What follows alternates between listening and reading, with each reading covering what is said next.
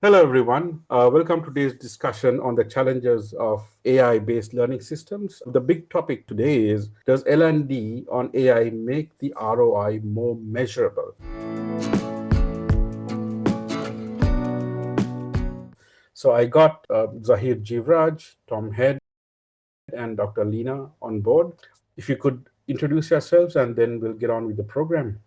So I'm a CFO with roughly 20 years of experience with Fortune 500 companies and family firms. I guess my job is turning chaos into clarity or numbers into stories. Short and brief. Oh, yeah, thank you. I'm Tom Head, co-founder of Generate. We are an AI first consultancy and company, and we help companies understand AI, figure out where it's really impactful within their business, and then help them deploy it in a responsible way. Thank you. Dr. Leena, welcome back. And this is a continuation of our last podcast where we bring in the CFO, where we bring in Tom Head, L&D AI consultant, and we continue on where we stopped from our previous Okay. podcast. Thank you, Rifki. Thank you for all the efforts that you did. And nice meeting Tom and Zahir. So I'm Dr. Leena, an L&D and digital transformation expert. I led large-scale learning management system, learning experience platform, and AI-driven learning implementations for global organizations for over 22 years. My main focus is on capability building, change management, and measurable business impact. Nice meeting all of you.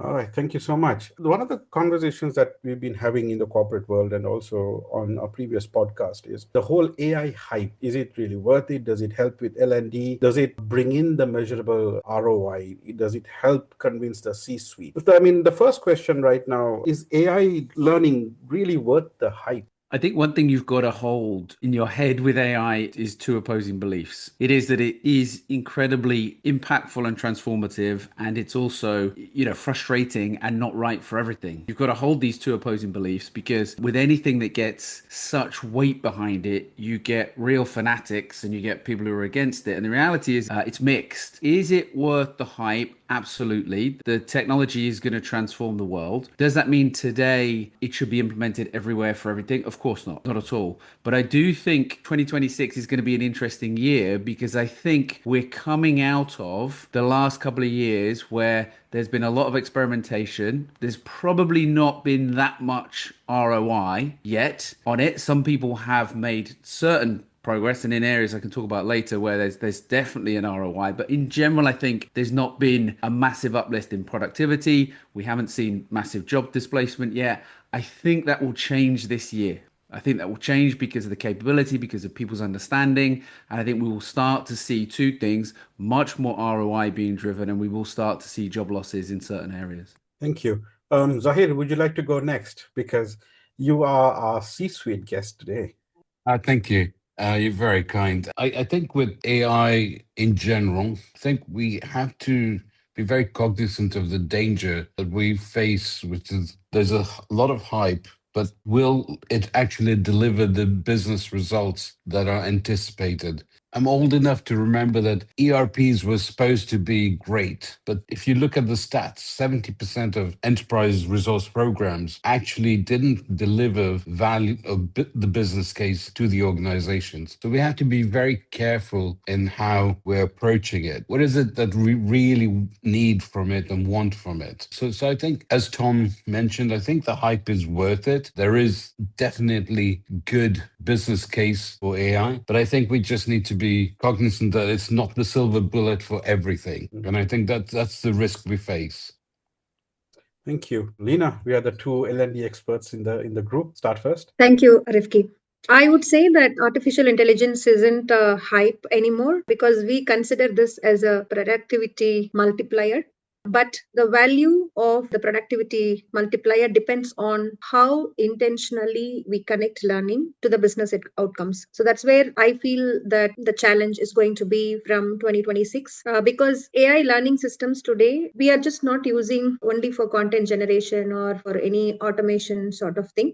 we try to connect it with the user absorption technique. I think in the last podcast, I was talking about user adoption and user absorption. I wanted to emphasize on the absorption part. Absorption is more towards the cultural alignment and psychological acceptance of the tools and technologies that are already available in the organization. So AI at this point of time helps L&D professionals like us in terms of adaptiveness, personalization, and contextual element. So I feel that this is going to be helping us to improvise the time to competency by at least 30 to 50% because it's really quick and it has variety, and it's also really helping us to build the real-time coaching and n number of times. It's comfortable for us to use a coaching tool from AI rather than I find my own coach and to reach out for any guidance. And also any sort of co-piloting, content generation, contextualization, making it relevance, and understanding the user sentiment. So everywhere AI have started helping us in a much better way than before. So from my side, I really like to bring AI as much as possible as a productivity multiplier, and definitely it's worth the hype at this point of time, especially from now onwards.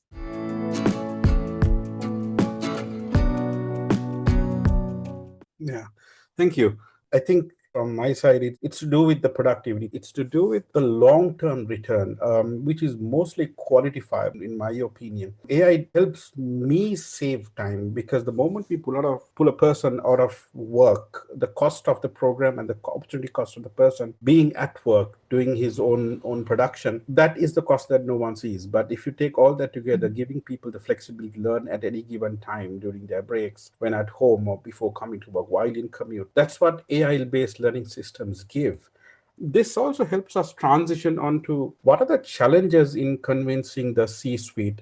Thank you, Rifki. This is something we face on a day-to-day basis, and as a consultant, I really get a lot of queries from the client side that why is it really becoming so challenging to convince the CFOs, then CPOs, and CHROs. So I would say that the challenge is not because of the AI capabilities or not because of any tools and technologies. It's because we fail to translate the learning value into the business impact. As I said in the previous question, when you are presenting something about your initiatives or about your budget or anything to your CFO table, you have to have more clarity towards the return on investment. And we still feel that we are proud of having completion rates and compliance rates, number of courses completed is becoming the measurable value, but CFOs are not anymore happy with these sort of numbers. Rather, they wanted a business intelligence dashboard. And I feel that artificial intelligence probably will help us to have this shift about the numbers to a performance-based metrics. And it's really going to be impressive for the CFOs to look into what we are presenting to them. And the second important thing is about the budget. So when we create a budget, we always have to think about the benefits realization and the time to break even on the investments. If we are not doing it, executives definitely hesitate to approve, especially when the benefits feel very intangible and qualitative. And third one is that everywhere people talk about the privacy and governance because that's the big setback for AI implementation, especially from L&D side. So when we propose the strong privacy policy and the governance strategy to the CFOs at the time of getting the budgets, then it will really help us to procure the budget quickly than before, especially when we are working in the regulatory sectors like banking, aviation, life sciences, etc. And the fourth important element is the fear of workforce displacement. Not only CFOs, any C-level leaders will think about their employees. So they have to be convinced bringing any technology, bringing any innovation, bringing any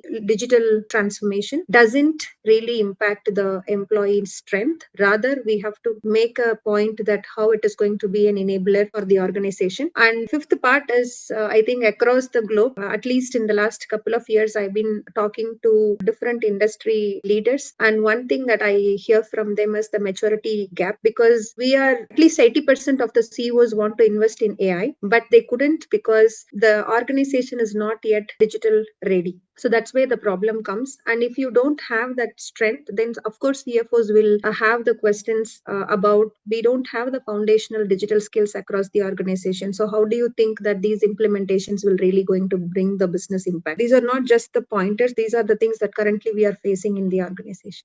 All right, thank you.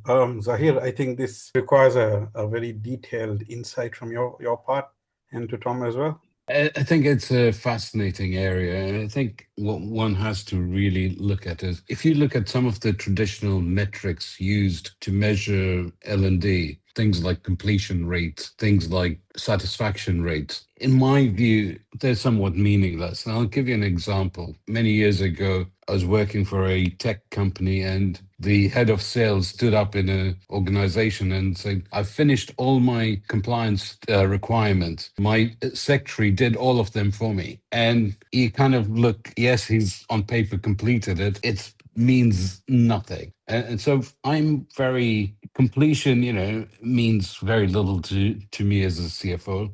Also the satisfaction. Yes, it's a measure of engagement, but at the end of the day, it's just an input. It's not the real value is what does it come out in the work environment. And I think that's where it's really, really critical. And there are frameworks for measuring this. If you look at the Kirkpatrick model that can be used in measuring it, it's really powerful. But I think if we roll this back, what is it that the organization requires? I've done about 10 to 12 across my career, 10 to 12 ERP rollouts. And one could argue ERP is different to AI.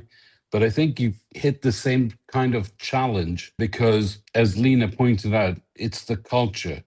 That's the important thing. I think, how do you address the culture within the organization? Are we going to put a new system in or a new way of doing things, but people are still going to run their own parallel systems and not really engage with it? Is somewhat critical. The other side of it, and I think it's often ignored, is when we look at ROI, we often look at how is this going to improve my margins? And I think that's a good way of looking at it. However, it is a limited way of looking at it in the sense that sometimes L&D or whatever systems you're putting in place, it's the risk mitigation side, which doesn't translate into dollars, but it does translate into dollar cost avoidance that is often forgotten, right? And I think that's really, really critically important to take all those elements into account when we're assessing whether it's AI or whatever new implementation we're doing into a company. I've seen so many of these initiatives fail because we don't change how we're doing things. We want to do it in the same manner, and we want the system or the things to adapt to us rather than us adapting a new way of doing things. I hope that helps clarify some issues. To go back to your original question, I don't think we see much pushback from the C-suite these days. Like, it isn't, it's very rare I come across anybody in the C-suite who doesn't want to lean into AI. The question is how and what to do, because it's incredibly complex. There are lots of decisions to be made, and there's lots of competing technology, and what technology you're on in the company has an impact on that. There's a whole range of factors. But I think, L&D in an organization is interesting because there's a couple of strands to this. There's individual, like productivity and learning, and there's team and organizational learning. And I think we're in this phase now where it's never been easier as an individual to learn stuff and to be able to understand more about what's going on, right? You only need to actually just get on the tools. Let's say ChatGPT or Gemini or Claude or whatever. You can ask questions, you can understand stuff, as Dr. Leena said, in a more contextually aware manner. It's never been better. If you want to learn, it's never been better to do that. I'll give you an example. A deal with my son over the summer holidays that he could earn an extra hour of TV if he ran a week-long project using AI to learn about anything he wanted. He can pick the topic. And so we ran a weekly learning schedule where he could just do 10, 15 minutes a day. And at the end, he had to produce a report on what he'd learned. And he had to use AI to plan the week, to research the topic, to figure out what was going on and to explain it to me. His first topic at 8 years old was black holes and wormholes. At no other time in human history could an 8-year-old pick up that topic and learn it and present it back to me after a week. He's coming in now because he wants to say hello. There he is, black holes and wormholes expert. Good job. What was the most interesting fact about black holes or wormholes you learnt about? If you cross the event horizon, you get sucked into eternal doom and squished into a microorganism. Right, there we go. Okay. If you cross the event horizon, you get squashed into internal doom and crushed into a microorganism. But bear in mind, we're January, that was 6 months ago. The ability to learn stuff in the format and where you want to learn it and retain that information, there's never been better. So I think like we're in an incredible time, and there's individual learning and then there's organizational learning, and organizationally it's got to be aligned to the team and what they're trying to do and the objectives, but individually it's about inspiring people. It is about culture change. It's about giving people the right tools and helping them lean into it and get over the fear of the technology and all those sort of things. So really interesting time, but I think it's more about how to go about it than should we or shouldn't we. Thank you. Just putting things together about what all three of you have said is one of the things that we do in transformational HR or change management part of it is we make sure that the objectives are clear. We make sure that the intent is clearly communicated, and we make sure that people know, not just the board, people know that what is going to happen, what will happen with the learning system or any AI system that we will, what an ERP system will bring in and how things tie together. And then we get the key stakeholders involved. If that part of change management is not transitioned with the help and support, addressing grievances, addressing fears, any project will fall flat on its face.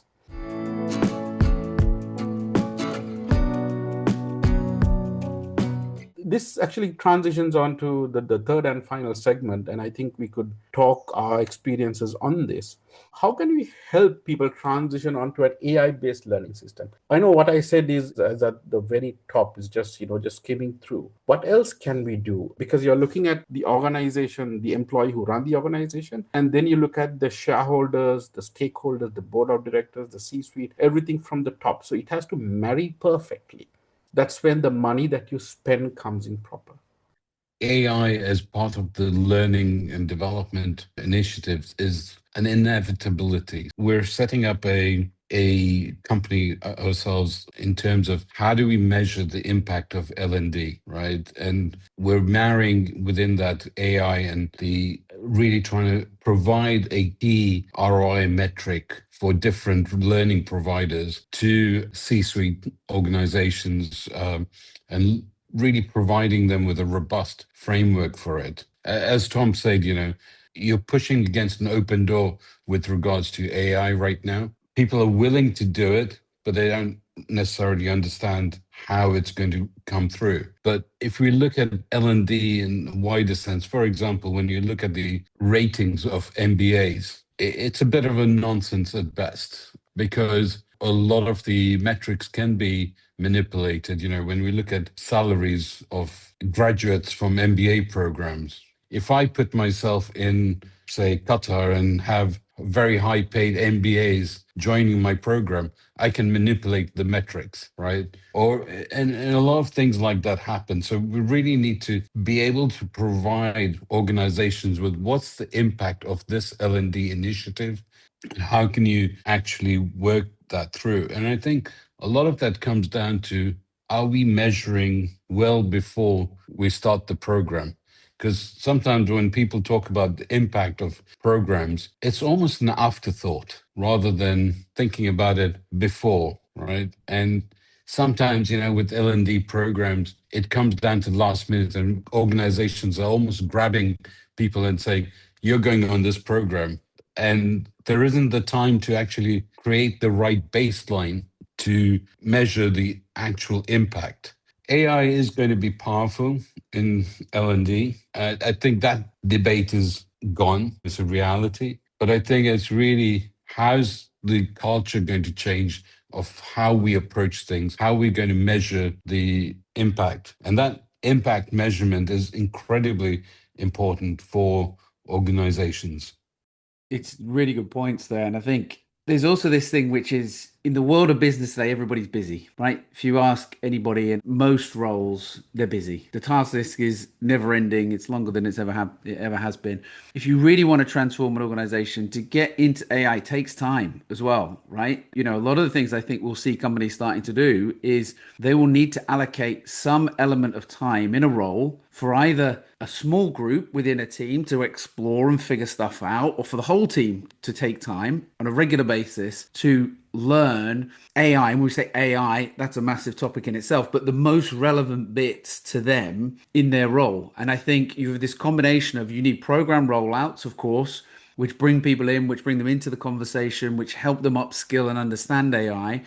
And then you need to enable teams and individuals to continue learning, and you'll need to ring fence time for them to be able to do that. And some ROI is not going to happen straight away. Some ROI is way further down the line, right? So trying to put a measure on this thing straight away, it's like when the internet came about, trying to measure the impact of that on the very first website you built. Well, there was no impact on the very first website you built. There was zero ROI, really, if outside of the dot-com boom, right?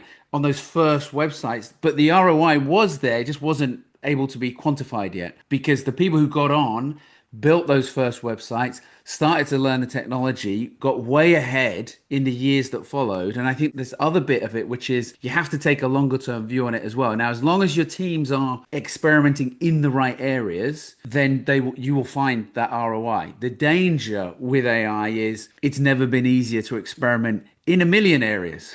Right? So you've only got to look at your ChatGPT or AI model chat history, and it reads like some sort of neurotic, absolutely crazed mental patient, right? Well, mine does anyway, because I have a million different chats, all sorts of different things going on. So you've got to hone that. You've got to get it into the right areas.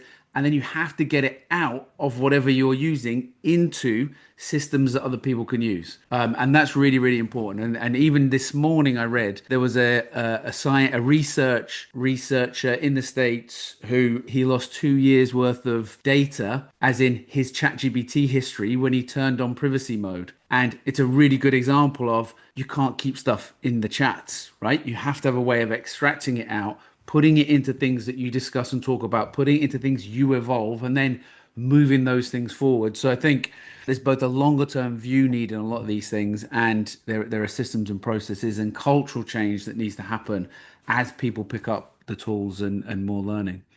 Yeah. So from a transformation, so this is kind of a part of digital transformation, and this change management towards technology is only 30%, I would say, but more towards the culture. So we have to really focus on building that culture, AI adoption culture across the organization. So what is needed is something that we talked about in the previous segments, bringing the digital literacy and digital awareness. And after that, it just is going to help the organization to absorb what we have, especially when we get the buy-ins from the C-suite people, and then the recommendation and the push is coming from the top to bottom, then probably it becomes more effective. So for that, awareness is the first thing. And second part is that where are we really implementing this generative AI? What are the areas of impact to start with? I think there is an AI expert who I follow on LinkedIn. She's Egley. So she says that there are two different elements from an implementation perspective. One is very quick win, a simple, no security issues. So we have to start from there. And she highly recommends that we have to move to a sophisticated implementation over a period of time. When we started implementing the security in place and confidence gain from the leadership side, so then over a period of time, then we can start taking the complex implementations.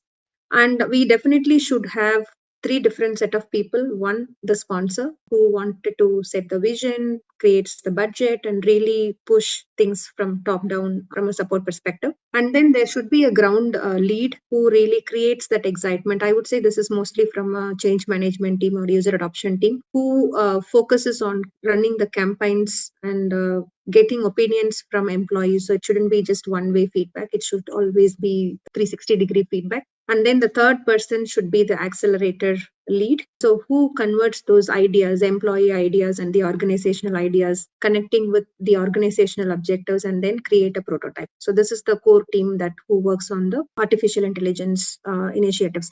So these three group are really very important. They have to work hand in hand, and definitely the change doesn't going to come from the technology. It comes from the confidence. So these are the core people to build that confidence. All of us within the organization, we should feel that we are empowered through these initiatives, not definitely replaced with these technologies. If that feel is coming, if that cultural mindset shift is happening for AI adoption, then it becomes very easy. Then organizations will consider this as a business priority, not just as a mandatory thing to get adopted to. And one of the final statement on this change management is we have to celebrate these impact publicly, and so that people doesn't get that fear. And we should start utilizing some of the learning and development features, the traditional features, into a modern way, which is the gamified applications, using the community. Maybe it is an artificial intelligence chatbot community sort of thing to build that sort of learning. And we have to announce the AI champions across departments consistently and frequently. And we have to also be convincing people that it's okay, you can fail fast with these initiatives, and we can learn fast, and we can overcome any of the challenges that you see over this transformation. And the last one is that I see across many organizations, people consider that, okay, we are technical people and you guys are non-technical people. So non-technical people start hating any technology initiatives. So we have to make these AI literacy or AI awareness learnings as accessible by even the non-technical audience. They should feel that this is unknown anymore. They should feel that this is known to us. So that sort of liberty will help us bring the real change.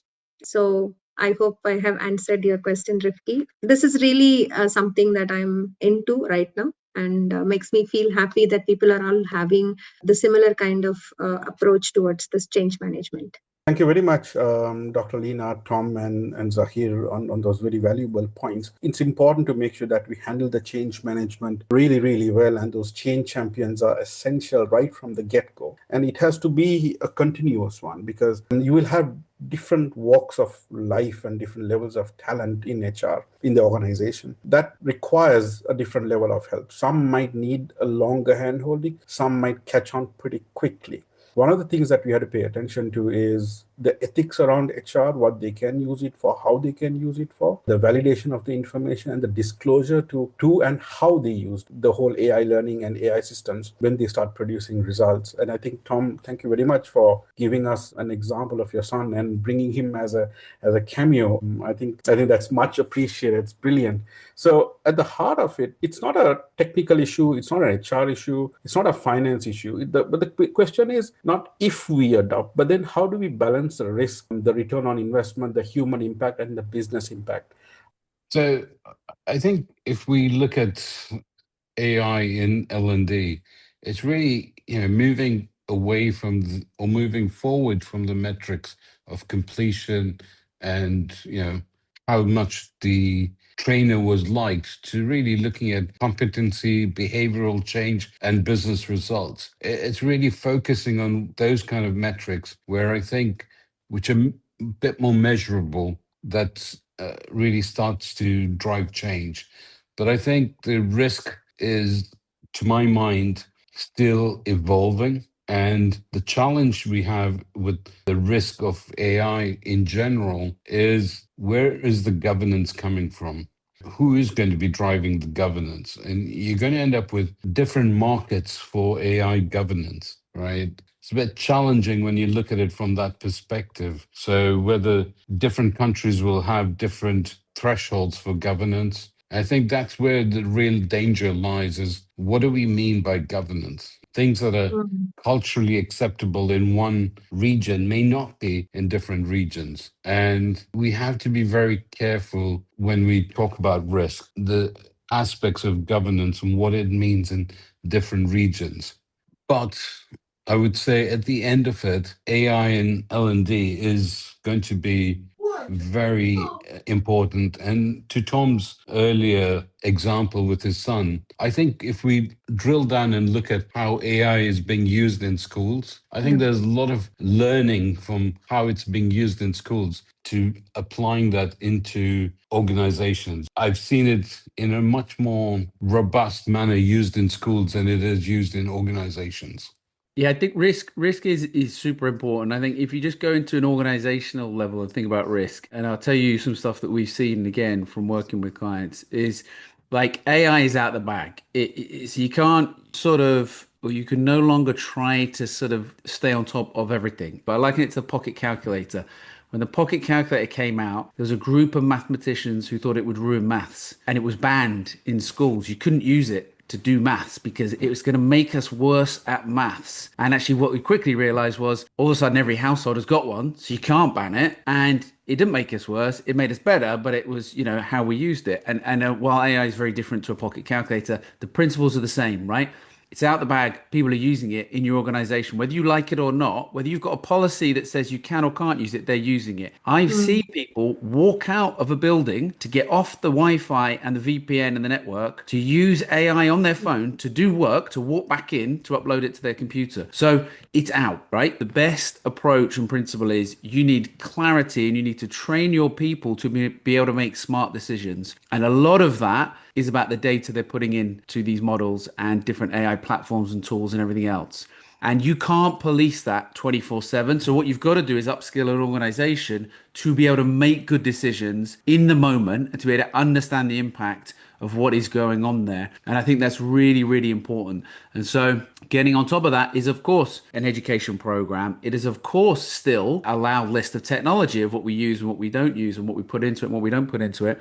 And it's that cultural change of driving this adoption and this self-learning as well as this prescribed learning within an organization. And I think when you get that right, you see a very, very big difference. And I just finished on 2 points, I think, or 1 point, which is that we will end up with a split going forward of people who use the technology to learn more, do more, produce more, help more in an organization, and we will have another group who use it to do less. That's just human nature. We'll have some people who use it for the path of least resistance. And we see this already, people turning up to meetings with a very well presented meeting pack or document, and 2 questions in, they don't know what's in it. They've produced it and they have no idea what's in the thing. And then it creates more confusion. And so, I think the thing to take away from me is you've got to be really proactive on this stuff. You've got to empower people. When you empower people to use it in the right way, you start to see massive benefits. And if you don't, what you'll end up with pockets where you are less efficient, not more efficient because of the technology. Yeah, I think that was a brilliant example. A lot of past experience to come up. Dr. Leena, go ahead. So I agree with Zahir and Tom a lot on the context of using AI within L&D. So my point is very clear. As I said, AI in learning is no longer an optional upgrade because we have already embedded the technology into the tools, technologies, and the initiatives that we create. So we have to see AI in learning as a strategic accelerator. And as I said before, it should be a productivity multiplier. So any organizations that is going to be succeeding using this AI, whether it is in learning or other parts of the organization, so we'll be the ones that treat AI as a capability building partner, but not just as a technology tool within the organization. So definitely the return on investment comes when we shift our focus from delivering training or any organizational initiatives to developing skills, not just as a part of learning activity, but as a part of the business movement.